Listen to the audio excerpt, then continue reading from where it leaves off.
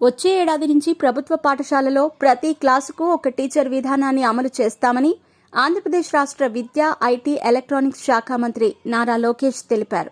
ఆయన గురువారం శ్రీకాకుళం జిల్లా కేంద్రంలోని ఎచ్చెర్ల వీధిలో ఉన్న మున్సిపల్ కార్పొరేషన్ ఎలిమెంటరీ పాఠశాలను ఆకస్మికంగా సందర్శించారు. 1 నుంచి 5వ తరగతి విద్యార్థుల తరగతి గదులను మంత్రి పరిశీలించారు. ఆ తర్వాత విద్యార్థులను పలు ప్రశ్నలు అడిగి తెలుసుకున్నారు. విద్యార్థుల వర్క్ బుక్ ను పరిశీలించిన మంత్రి చిన్నారుల హ్యాండ్ రైటింగ్ బాగుందని కితాబిచ్చారు. హ్యాండ్ రైటింగ్ మెరుగుదల కోసం కాపీరైట్ బుక్స్ రాయిస్తున్నామని టీచర్లు చెప్పగా వారిని అభినందించారు. రాష్ట్రంలోని అన్ని స్కూళ్లలో ఇదే విధానాన్ని అమలు చేసే అంశాన్ని పరిశీలిస్తామని లోకేష్ చెప్పారు.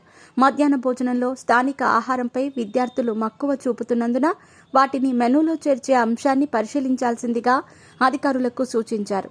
ప్రభుత్వ పాఠశాలల్లో విద్యా ప్రమాణాల మెరుగుదలకు కలెక్టర్ నుంచి టీచర్ వరకు అందరూ భాగస్వామ్యం వహించాలని కోరారు. రాబోయే 5 ఏళ్లలో దేశంలోనే ఆదర్శంగా ఏపీ స్కూళ్లను తీర్చిదిద్దుతామన్నారు. గత ప్రభుత్వ అనాలోచిత చర్యల కారణంగా పలు తప్పులు జరిగాయని, ఈసారి అలాంటివి చోటు చేసుకోకుండా ప్రణాళికాబద్ధంగా సంస్కరణలు అమలు చేస్తామని అన్నారు. ప్రభుత్వ పాఠశాలల్లో పరిస్థితులన్నింటినీ ఒకేసారి మార్చడం సాధ్యం కాదన్నారు.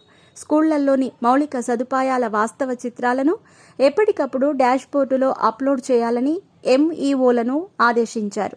ప్రభుత్వ స్కూళ్లను బలోపేతం చేసి నాణ్యత పెంచేందుకు చర్యలు చేపట్టాలన్నారు. ఈ పర్యటనలో మంత్రి లోకేష్ వెంట ఎమ్మెల్యే గొండు శంకర్, ఎమ్మెల్సీ వేపాడ చిరంజీవి ఉన్నారు.